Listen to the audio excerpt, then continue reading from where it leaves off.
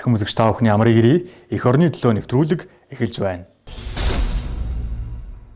Нэвтрүүлгийн эхний хэсэг та бүхэндээ Батлан хамгаалах салбар зэвсэг түвшинд өрнсөн мэдээллийг үзүүлье.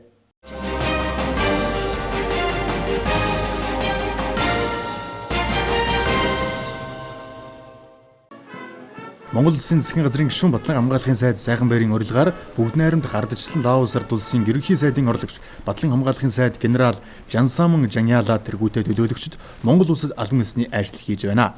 Батлан хамгаалахын сайд Сайханбаяр Лаосын үндэсний Батлан хамгаалахын сайд генерал Жансаман Жаняладыг хүндэт харуулын хамт Батлан хамгаалахын хамт хүндхэн угтан авч албан ёсны хэлэлцээ хийлээ. Хэлэлцээгээр дэлхийн болон бүс нутгийн аюулгүй байдал, хоёр орны найрамдалт харилцаа, түүний дотор Батлан хамгаалах салбарын харилцаа, хамтын ажиллагаа, цаашдын төлөвийн талаар харилцан санал солилцлоо. Уулзалтын үеэр сайд нар хоёр орны Батлан хамгаалах салбарын харилцаа, хамтын ажиллагаа нь талуудын нийтлэг ашиг сонирхолд нийцэн хоёр орны ард түмний найрсаг харилцааг үнэлэх, бүс нутагт цэргийн этгээцлийг бэхжүүлэх, инх тайван, тогтвортой байдлыг сахин хамгаалах үндсэн зарчим тулгуурлан шинэ агуулга хэлбэрээр өргөжин эрчимтэй урагшлан хөгжиж байгаад сэтгэл хангалуун байгаагаа харилцан илэрхийлсэн юм а.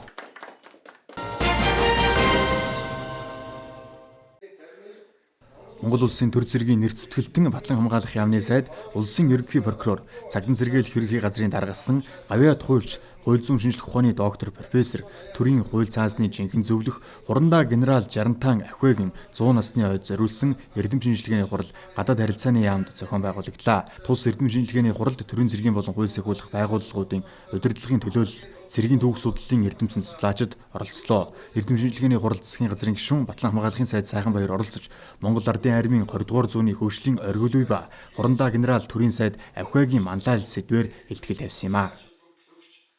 Авхай сайдын хувьд бол 1978-аас 82 онд сайдын албан тушаал ашиж явах үед бол хүйтэн дайны хэд оргил үе байсан.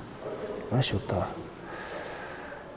аюулгүй байдлын хувьд бол гадаад орчны нөхцөл байдал бол маш хүнд байсан цаг үе. За тэр үед бол бас одоо Монголын ардын армийг одоо шинэ бүтэц зохион байгуулалтанд шилжүүлэх, өргөтгөн зохион байгуулах, хураангуйгаас одоо дэлгэмэл одоо бүтэцэд нь шилжүүлэх томоохон үйл явдлыг хийсэн ийм цаг үе. Тэр үед түүхэнд байгаагүй хэмжээгээр одоо Монголын ардын арми бол хүний хувьд, техникийн хувьд бас одоо бэлэн байдлын хувьд бол нэмэгдсэн байдаг.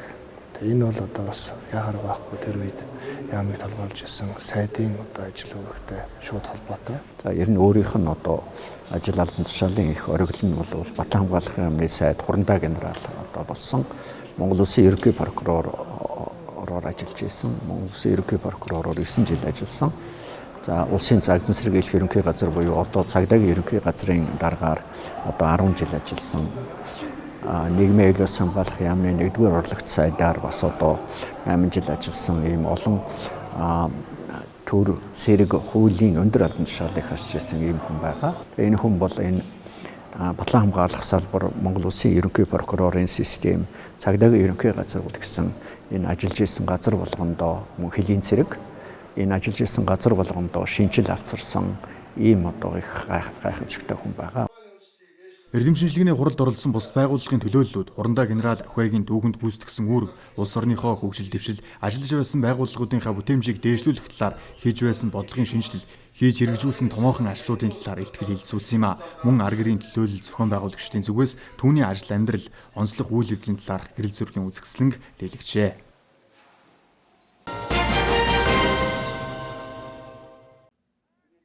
1970 онд Сөнөөгч бөмбөгдөх жонгоцны 1-р эскадрил буюу Ардын армийн 137 дугаар анги, одоогийн зэвсэг түвшний 337 дугаар анги үүсэн байгуулагдсан төвхтэй. Тус ангид хүрэлцэн очих үеэр ангийн захирагч Хурандаа Батсайхан ангийн товч танилцуулгыг хүргэж сүүлийн жилүүд тээгдсэн бүтээн байгуулалтын талаар танилцуулсан юм а. 337 дугаар анги нь улсын агаарын хэлний орон зай дэглэм сахиулах, улсын болон цэргийн онц чухал объектыг агаарын болцшгүй халдлагаас халахлах, агаарын дайсныг алсын төгс тусдах, хуурай замын цэргийн болон тусгай хүчний командлын анги салбаруудын байлдааны ажиллагаанд дэмжлэг үзүүлэх, нөөц эйр дромыг бэлтгэх үндсэн үүрэгтэй юм а. Анги үндсэн үүргийнхээ хүрээнд улан байгууллагынхаа тогтчлолд зориулан бүтээн байгуулалтын олон ажлуудыг хийж гүйцэтгэсэн байна. Тодорхойлбол ангийн штабын барилгын дээвэр, шалган нэвтрүүлэх байрыг зэргийн алба зохион байгуулах зааврын дагуу шинжилэн засварлаж, шинэ жагсаалын талбайг байгуулсан байна. Мөн автопарк, 20 машины гараж бүхий, 50 техник шалгах байр, удирдлагын байр, агуулга, механикч нарын байр, онгоцны хөнгөн сарвч, аэродромын ариутгахын машин, тавцан өргөгч машин зэргийг хийж гүйцэтгэх өгсөрчээ. Тухайн объектуудыг барихын тулд биднээс мөн талбай, тэдгээрийн техникийн нөхцөлийг хангах зорилготой маш олон төрлийн ажил арга хэмжээ зохион байгуулагдаж ингээд ажлынхаа үр дүнг үзэхээр одоо ингээд 11 сар их бид нар хөтөж байна. Объект барилга байгууламж баригдаж байгаа холбоотойгоор ангийн бүтц орон тоон дээр зарим нэгэн нэмэлт өөрчлөлтүүд орж байгаа. Жишээлбэл нисхийн техникийн хэмжээ хэрэгслийн лаборатори гэдэг маш том лаборатори баригдсан байж байгаа. Энэ болохоор одоо манай зэвсэг хүчин битгий хэл Монгол улсын хэмжээнд бас нэлээд томдоо тооцогдох лаборатори болоо гэж би ойлгож байгаа. Тэгээд энэ лабораторийн одоо жишээ нь хүн хүч, мэргэжлийн боловсон хүчнийг одоо бэлтгэхээс өгсүүлээд одоо Монгол улсын батлан хамгаалах хэмжээний штабын өмнө одоо даалгавар гарч ирж байгаа гэж би ойлгож байна. Зэвсэг түвшний 337 дугаар анги техник тоног төхөөрөмжийн хувьчлалтыг хийсэн байна. Энэ онд тэд нисхийн үйл ажиллагаа явуулдаг багц хэрэгслийг баталгаажуулах хэмжих хэрэгслийн лаборатори, техникийн засварын төв, онгоцны хөдөлгүүр асааж шалгах талбай, нисэх инженерийн техникийн бүрэлдэхүүний байр зэргийг ашиглалтад оруулжээ.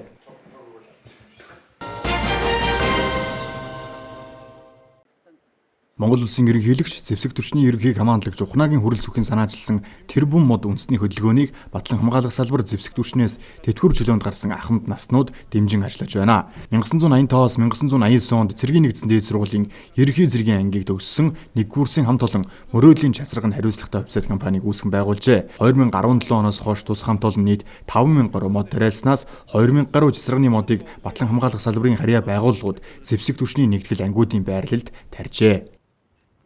Нэгдсэн үндэсний байгууллага дээр Монгол улсын ерөнхийлөгч зэвсэг түвшний командлагч хэлсэн тэрбум мод тарих үүрэг амлалтын хүрээнд 1985-аас 89 онд цэргийн нэгдсэн дээд сургуулийг ерөнхий цэргийн ангийг төгссөн манай хамт олон 2000 цэцэргийн бутыг одоо армийн анги салбаруудад бэлгэлж байгаа юм аа.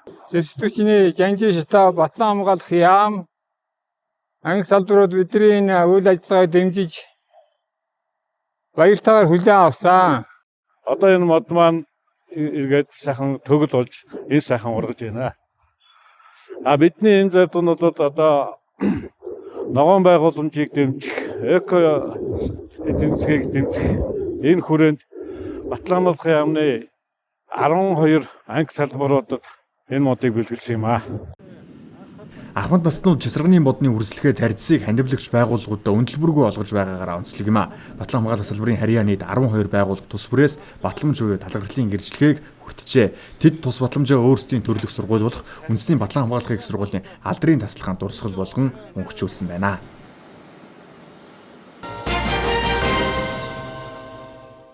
Эх орондоо өргөсөн тангарагтаа үнчээр зүтгэж ирсэн эгнэшгүй зэрэг ирсэн хөдөлмөр зүтгэлийн түүчээ эдүүгэж үргэлжилсээр байгаа. Тэгвэл зэвсэг түвшиндээ 2 баясаа хэмээн алдаршсан эгэл нисгчдийн талаарх сурвалжлагыг энэ хэсэгт давтан үзүүлье.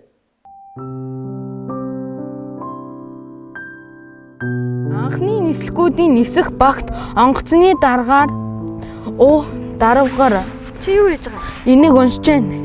Гөөх тийм үү. Чиний нэр хин гэдэг вэ? Нааг баясаа гэдэг. Намаагсан баясаа гэдэг шин. Өөх тийм үү. Тийм. Чи том болоод ямар хүчтэй мөрөлдөө болох гэсэн вэ? Би том болоод энэ онгоцыг жолоод.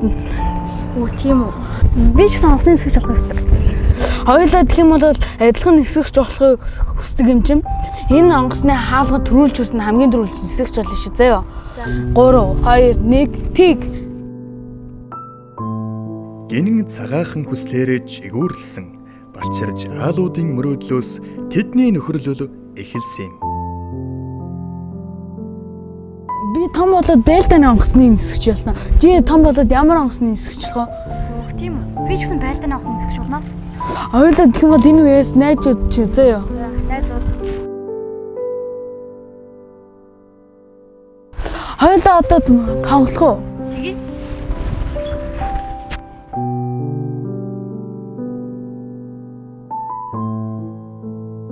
Хэвлүүхэн хэрнээ адтай сэргэлэн дэрсхэн магчууд хамт өсөж, хамт тоглож, хамтдаа хөдөлмөрлөж тэртех 1977 оноос хойш өдгөө 44 жил Андын Батбэх холбоог үүсгэн нөхөрлөж байгаа юм.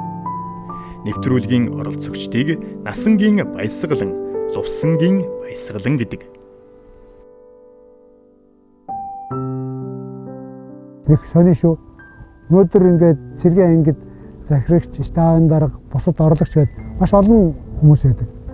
Нисхийн анги хоёрхан байдаг учраас тэр мөн захирагчийн нислэг эрхэлсэн орлогчид хоёр л ангид нэг л оронтой байдаг. Амьдаа маань болохоор зөв түвшний 303 дугаар ангийн захирагчийн нислэг эрхэлсэн орлогч. Би болохоор 330 дугаар ангийн захирагчийн нислэг эрхэлсэн нэгдүгээр орлогч гэсэн. Хоёулаа адилхан албан тушаал дээр ингээд явж идэг.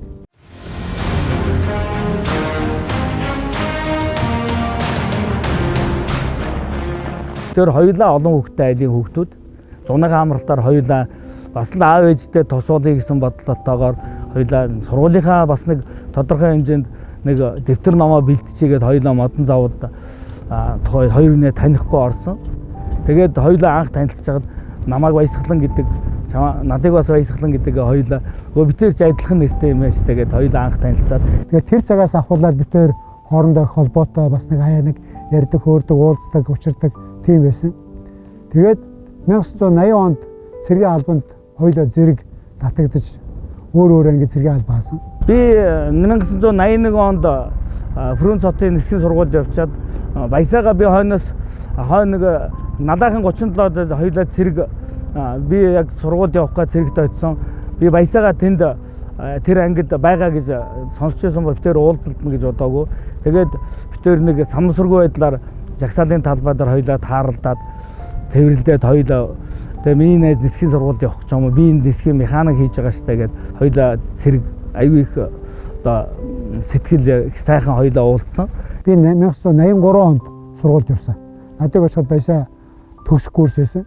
Тэгээ хоёулаа яг байлдааны нислэг тэрэгний нисгчээр хоёулаа сурахаар болсон да бас тухайн үед хоёулаа их бахархаж миний өгшөн найз нь ингээд нисхийн сургууль одоо нисгчээр төгсөө явлаа. Миний өгшөн нисхийн сургуулаа сайн төгсөөд ирээрээ би найздаа хэлжээ. Тухайн үеийнхэн дотроо биднээсээ үеийнхэн дотроо манай Баясаа ер нь айгүй тийм өндөр хэмжээний нисгч бол төгсөж ирсэн. Би одоо бол тэр их бахархаж явдаг. Зэрэгч. Ноо. Өнөөдрийн нислэгийг нэгдүгээр ээлжээр явуулна. За өнөөдрийн нислэгт Ми 81 нислэг дээр 1, Ми 24 2, Ми 171 2, 51 нислэгтэйгээр орсноо. За нислэгт үүрэг даалгавар тодорхой явагдсан. Нислэг багийн бие бүрэлдэхүүн тусгаалan чиг үүрэг авсан үүргийнхаа дагуу нислэгийн төлөвлөлтийн дагуу зохион байгуулагдана. Нөхөрлөл гэдэг өнгөний сайхан, мөнгөний эхийг дагаж ирдэггүй хамгаас үнэтэй хамгийн эрхэм харилцаа. Амьдралыг цав цагаан цаас гэж үзвэл хүсэл мөрөөдөл зорьсон зорилгоо хамтдаа зурж өөдрөг амьдрах өнгө будгийг хослуулан гайхалтай бүтээл төрөвжээ гинээр. Хоёулаа өчигөөс гараанд явдаг.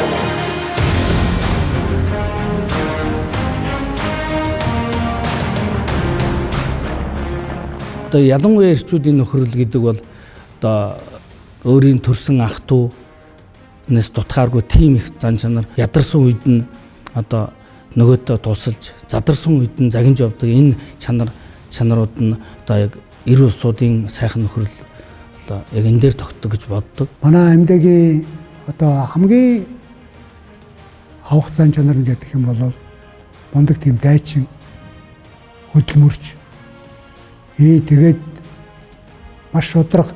Яагаад ч юм битээр адилхан нэгтэй болоод юм уу тэрнээсээ болоод хүмүүс битээрд их тийм нөгөө найз нар хоёр Баясаа гэж ярьдаг багаас маань ихлэ ярьдаг болсон.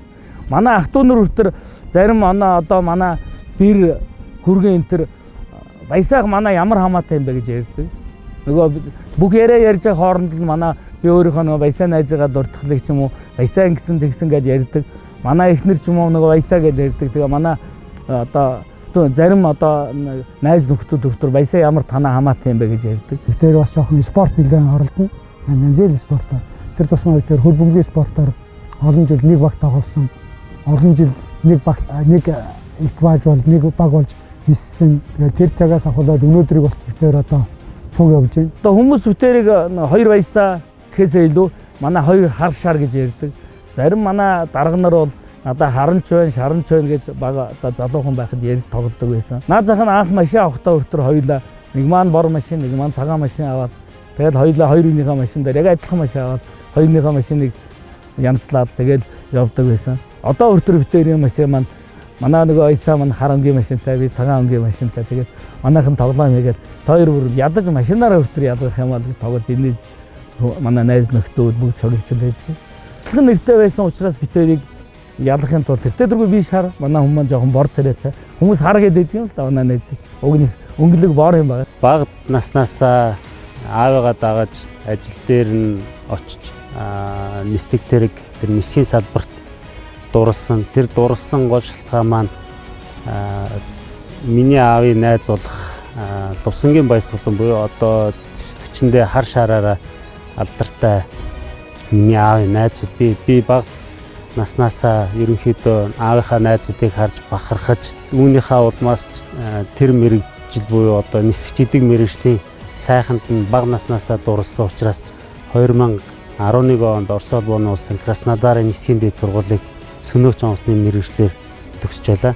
Тэгээд ерөнхийдөө бага насны дурсамж гэх юм бол хүмүүс ер нь их л асуудаг байсан. Альных нь хөөхтөө гэж айгүйх намайг цаашлуулдаг байлаа. Тэгээд би аавыгаа хар гэхээсээ илүү нөгөө шарын нөгөөтг нь гэж хэлж хүмүүсийг жоохон хөгжөөдөг байсан. Тэгээд нааг ер нь сургууль төгсөөд ирэхэд миний ааваас өөрсдөө илүү миний аавын найзууд буюу одоо энэ баясаа ах маань хүртэл яг өөрийн хүү төгсөж ирсэн юм шиг намайг хүлээж авч угтж байлаа.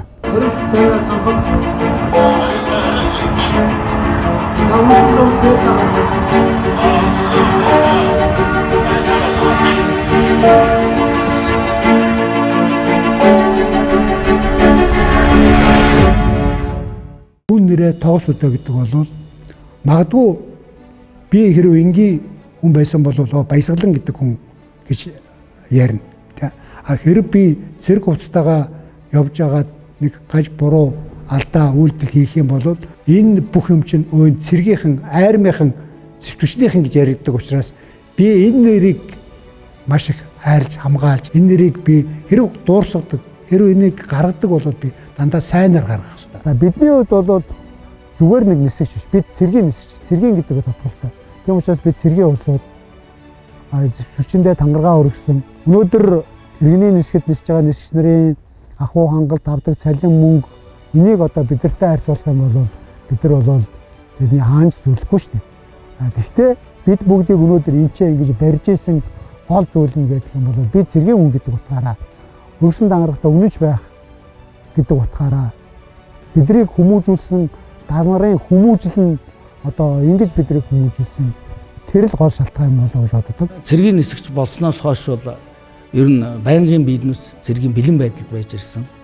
Биднес шөнө өдөр ямар ч үед ямар ч амралтын цаг бай биднесийг маш хурдан хугацаанд яаралтай одоо онцгой тусгай үргийн нислэг гараад дуудахад биднес бэлэн байж авах ёстой байдаг учраас биднес амралтын цагийг маш зөв зохицуулж явах ёстой. Тэр бүхнийг л зохицуулж ээж би олон эрүүл байж цаашдаа олон жил нислэг үлдэж тэгээд ер нь унтад сайхан амарсан юм уу зөв амралттай байдаг хүмүүс бол өр бүтээл нь сайн байдаг.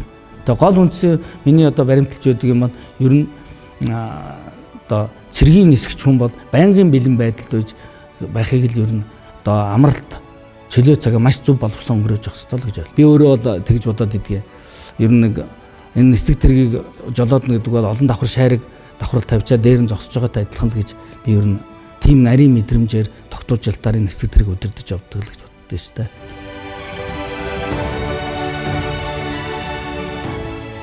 Цэргийн нисгчийн үүрэг иргэний нисгчийнхээс асар их ялгаатай. Иргэний нисгчид тогтсон хуваарийн дагуу бэлтгэсэн талбай, эрд ромоос, нислэг буулт уйлддэг. Харин цэргийн нисгч бол өдөр шөнө цаг агаарын нөхцөл байдлаас үл шалтгаалan үүрэг тушаалын дагуу нислэг уйлддэг. Гамшиг осол байгалийн давтшгүй хүчин зүйлээс улбаатай эрсдэлтэй нөхцлүүдэд эрен хайх, авран туслах үйл ажиллагаа явуулах зорилгоор тухайн газар оронд зайлшгүй буулт хийх шаардлага тулгамддаг байна. Тийм ч учраас асар их ур чадвар, зориг төвчээр, авхаалж самба, нарийн мэдрэмж, хариуцлага шаардсан ажил мэргэжил юм. Хамгийн сүүлд заамрын алтны уурхад маш олон улсууд дурангад дарагдаад, маш олон техник дурангад дарагдсан байхад аврах ажиллагаа явагдаад шөнө нь одоо үндэсний аврах баригад далайхын уул уурхай аврахын сэтгүүчнээс гэдэг ягаад бид нар харанхуй шөнөөр гараад тэнцээ буух талбай байхгүй. Тэнд байсан улсуудтай холбогдоод нөгөө өндөр хүчтэй шонгийн модноос жоохон зайдуухан шиг тэгшин шиг газар одоо талбай бэлдээд машинуудаар ингээд тойруулж гэрэл тусгаж агаад гээд өгөөтгөөч гэж агаад тийм талбай засуулаад алтны уурхай зассан отволын голд нь машин тойруулж талбай засуулж агаад тэгээд тэр дотор нь орж сууж уурхайчд нэр аврагч нар маань цаг хугацаа алдалгүй аврах ажиллагаа явуулж байна.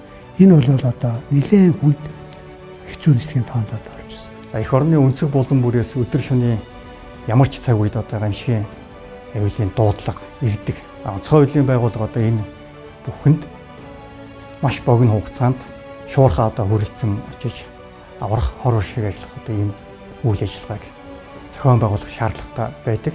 Тэгэхээр энд одоо манай энэ зэвсэгтгчний цэргийн нисэх, цэргийн нисгчд бол одоо бас цаг ямагт одоо онцгой хуулийн байгууллагатай хамтран чухал үүрэг одоо гүйцэтгэхээр их сайн.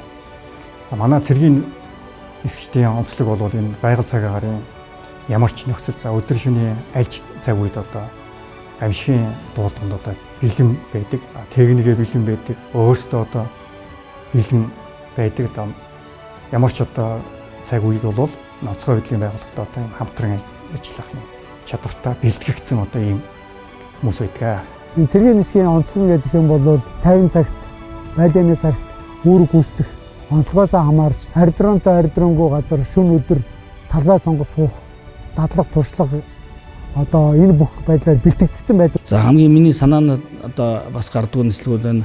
Тэр отхон тэнгэрийн хүмүүсийн онцлолд очиод өндөр уулан дээр хүмүүсийг одоо аврах багийг тэнд хүргэж өгөөд буцаад тэр хэцүү газараа нисэх одоо талбай маш багтаамж буутай тийм газар одоо бууд сууж байсан. Тэр алдаа жоохон секундын алдаа гарахад тэнд өшөө хүчнээ хүний амнаас өргөдөж болохоор тийм нэг биш олон давтамжтай нислэгүүд үлдчихсэн.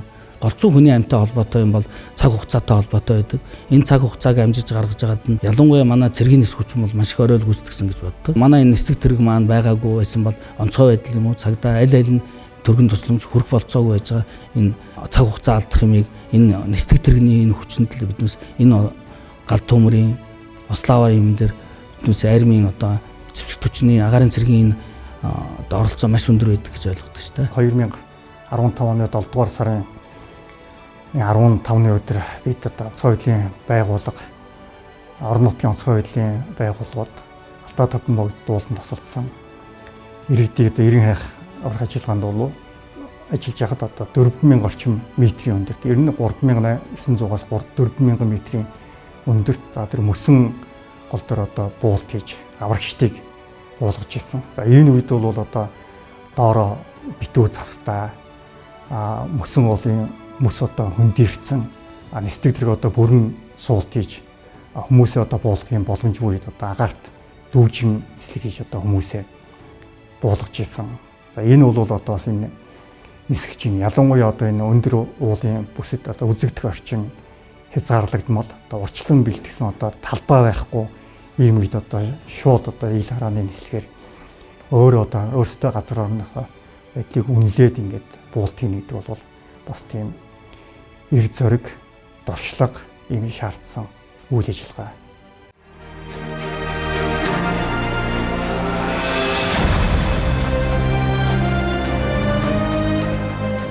Тэдний ажил мэргэжлийн үндсэн шиг үүргийн нэг нь байлдааны буудлагатай тактикийн хээрийн сургууль, шүхэр десантын болон тусгай үүргийн дадлаг сургуулилтад нисэх хүчний дэмжлэг үзүүлэх явдал юм а.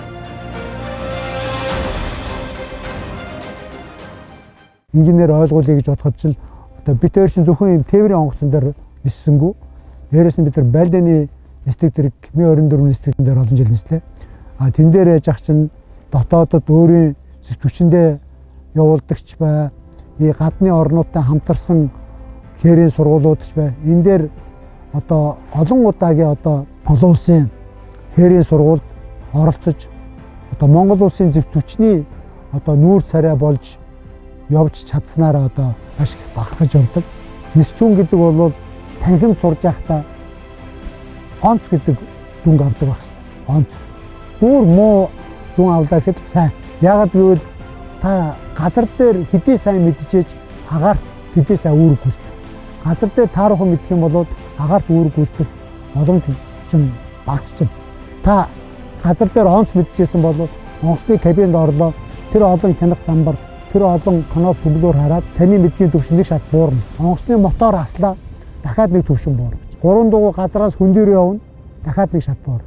Хэрэг та онц мэдчихсэн бол тэнд танд нэг 3 юм уу 2-ын дайны юм мэднэ. Хэрэг та нэг дунд сурж байсан бол тэнд онгоцны кабинд ороод онгоц цаад газраас хөндөрэхэд танд юу ч мэддэг. Тийм болохоор зэрэг агаарт гарч үүрэг гүйцэтгэхийн тулд газар дээр тэгжил одоо сурч хүмүүжиж өөрийгөө боловсруулж одоо чадсан байх шаардлагатай байдаг. Зэрэгт. Оо. Зэрэгт тулаа. Хүнди турандаад нислэгтэн бүртөө бэлэн ч гэсэн асуусан ч дээр шүү дээ. Эрхэм нөхдий амрыг ирээ. Амрыг. Бол 2021 оны 4-р сарын 10-нд нислэгэнд явах нислэгийн өдөрдөмж ирсэн байгаа. Нислэгийн өдөрдөмжийн дагуу нислэг тэрэг нислэг бүрэлдэхүүн нислэгийн урьдчилсан бэлтгэлийг хангаад 15 цагт над бэлтгэсэн байна.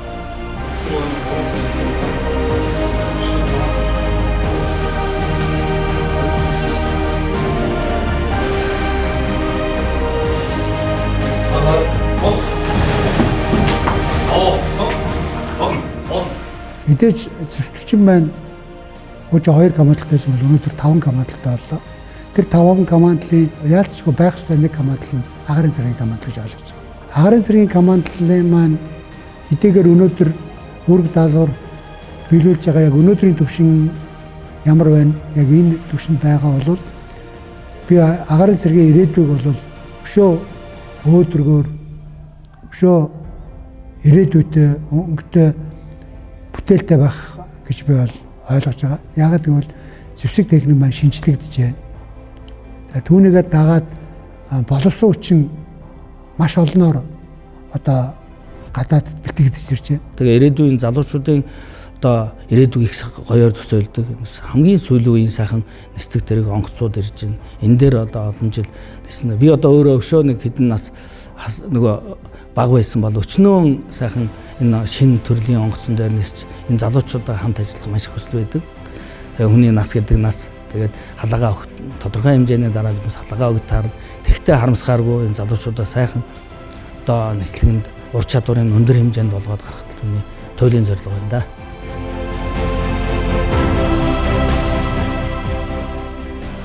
Монгол улсын зэвсэг түвшний агарын цэргийн түүхэн замналын эгээхэн хэсгийг хамт бүтээлцэж зэвсэг түвшний хөгжил дэвшлийн төлөө хөдөлмөр зүтгэлээ харамгүй зориулж яваа. Нэр нэгтэй нэгдмэл зорилготой чадварлаг нисэгч инх цагийн бааtruудаа ажлын амжилт амьдралын хамгийн сайн сайхныг хүсэн өрөөё.